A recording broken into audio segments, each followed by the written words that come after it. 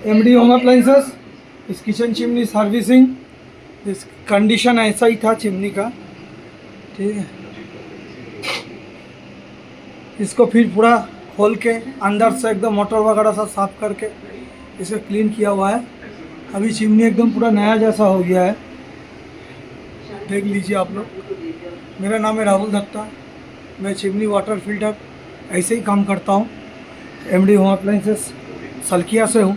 मेरा ऑल कलकत्ता, हावड़ा, हुगली, नदिया सब जगह में मेरा काम होता है।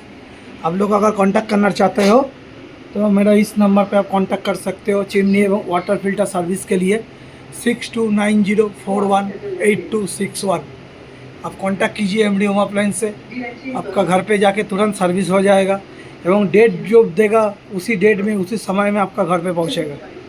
আপনারা দেখে নিন চিমনি সার্ভিসিং কীভাবে হয়, কীভাবে করা হলো, কীভাবে কী হলো। এই ছিল চিমনির কন্ডিশন, সেখান থেকে আজকে এই পজিশনে এসছে।